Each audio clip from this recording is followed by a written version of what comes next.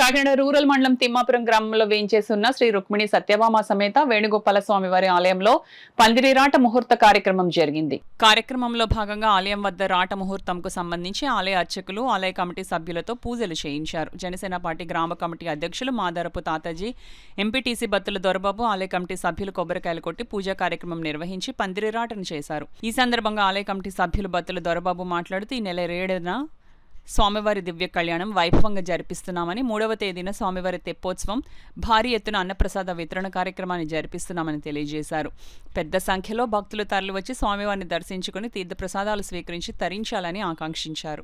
సత్యభామ సమేత వేణుగోపాల స్వామి దేవాలయం తిమ్మాపురం గ్రామం శ్రీ స్వామివారి దివ్య తిరుకళ్యాణ మహోత్సవం చైత్రశుద్ధ ఏకాదశి అనగా 29/3/2026 తేదీ ఆదివారం నాడు రాత్రి 8 గంటలకు ప్రారంభమవుతుంది.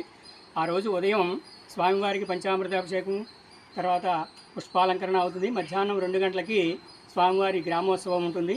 రాత్రి 8 గంటలకి కళ్యాణ మహోత్సవం.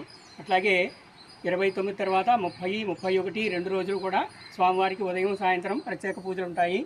అలాగే 3వ రోజుని స్వామివారికి అంటే 31వ తారీఖు రాత్రి తపోత్సవం ఉంటుంది. అలాగే 2వ తారీఖు, 3వ తారీఖు స్వామివారికి ఉదయం పూట పూర్ణాహుతి కార్యక్రమం, రాత్రికి శ్రీ పుష్పయాగ మహోత్సవం జరుగుతుంది. స్వామివారికి ఈ కార్యక్రమంలో అందరూ కూడా పాలు పంచుకుని స్వామివారి తీర్థప్రసాదాలు స్వీకరించవలసిందిగా కోరుకుంటున్నాం.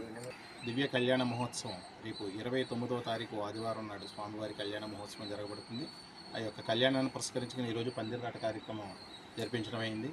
స్వామివారి కళ్యాణం 29వ తారీఖు ఆదివారం ఉదయం నుంచి స్వామివారి అభిషేకంతో పాటు స్వామివారి గ్రామ ఊరేగింపు మరియు రాత్రికి కళ్యాణం, అలాగే ఈ యొక్క 5 రోజులు కూడా స్వామివారికి విశేషమైన పూజలు జరుగుతూ 3వ తారీఖు స్వామివారికి మన తిమ్మాపురం గ్రామంలో ఉన్న పెద్ద చెరువులో తెప్పోత్సవం జరుగుతుంది రాత్రి. అలాగే 3వ తారీఖు ఉదయం స్వామివారిది చక్రస్నానము మరియు మధ్యాహ్నం 11 గంటల నుంచి స్వామివారి మహా అన్నప్రసాద వితరణ కార్యక్రమం జరగబడుతుంది. కాబట్టి భక్తులందరూ కూడా ఈ అన్నప్రసాద వితరణ కార్యక్రమంలో పాల్గొని స్వామివారి పూజలో తరించి ఆ నిత్య నిర్మలుడు నీలమేఘశ్యాముడైనటువంటి గోపాలస్వామి వారి కృపకు అందరూ పాత్రలు కావాల్సిందిగా కోరుతారు.